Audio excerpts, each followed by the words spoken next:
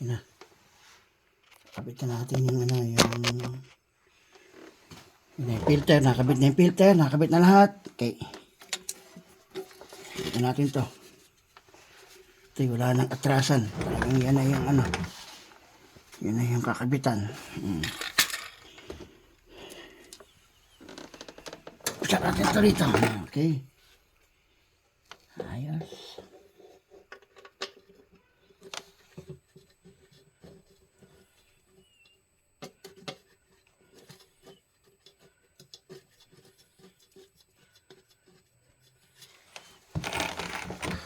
Ito dito.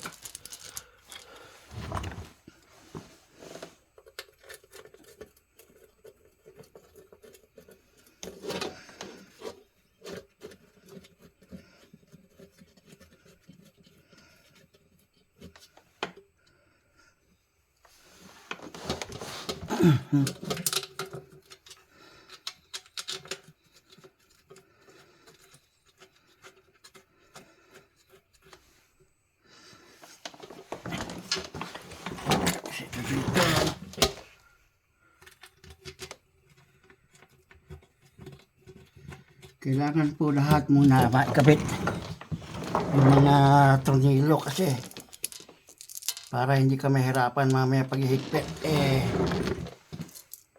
kasi pag kinabit mo na yan mamaya hindi lalapat yung gasket.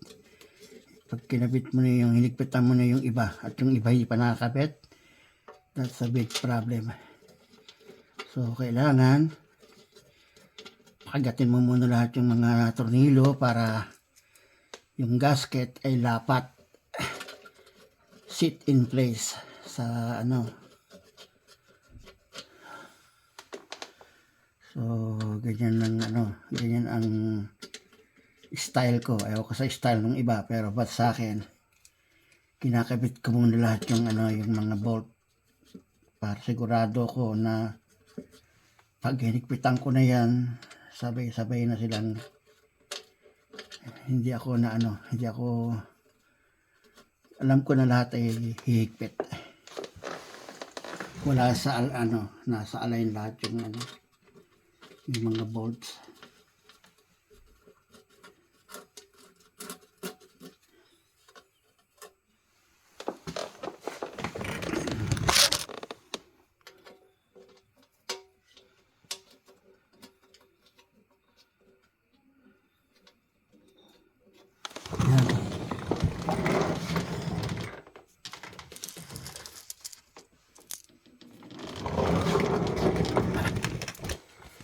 Oops.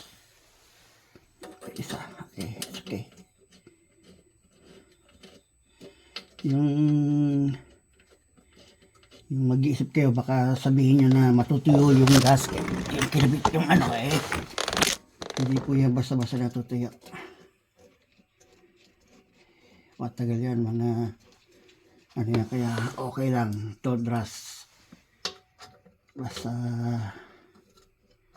make sure lahat ng bolts ay nakakapit na dun sa ano, kakabitan para pag-higpit mo ay lahat ay nasa tama.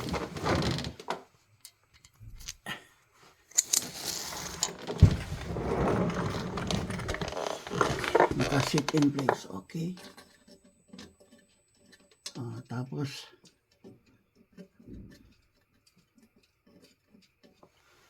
Tapos check lahat kung may bang bolt, wala kang damis.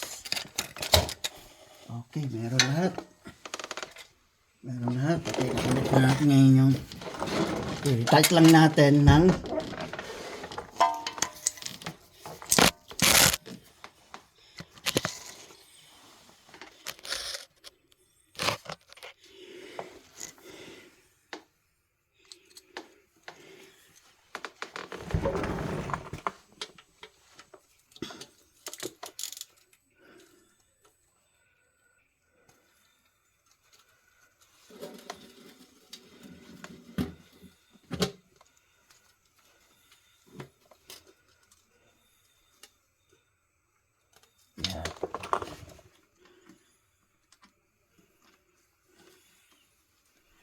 Kanina pinakabit ko lang, inano ko lang.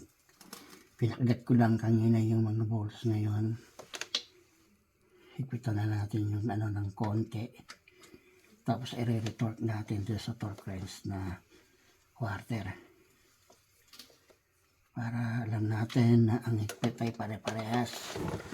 So ang gasket ay lapat. Hindi siya hindi siya mahigpit na mahigpit yung kabila, tapos yung kabila para even. Yan.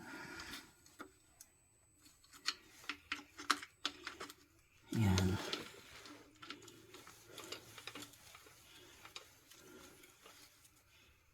Yan.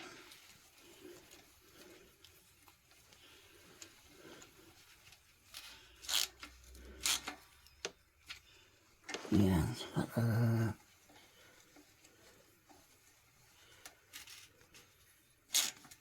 Yan.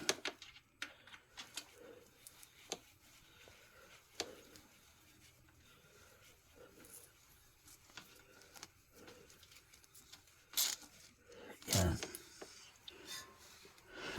Yan na.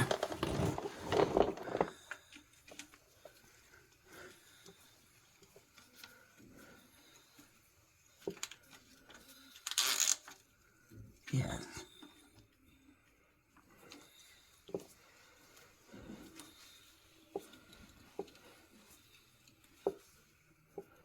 Yan. Yan.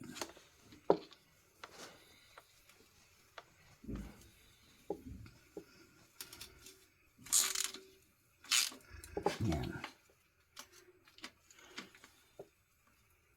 Yan. Okay.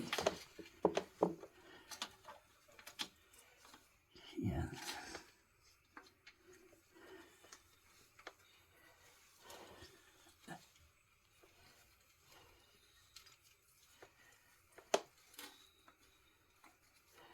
Yan. So lahat ngayon ng lapat na yan. So i-retorque na natin para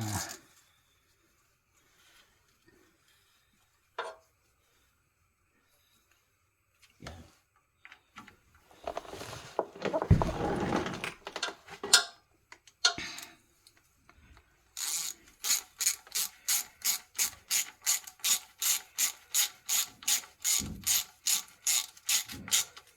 Yan.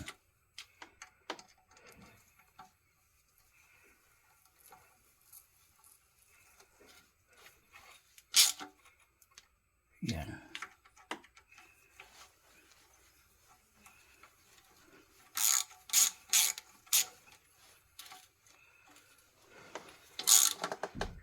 Yan. Yan. Yan. Okay. Yan. Okay. So, natin yung torque wrench ngayon.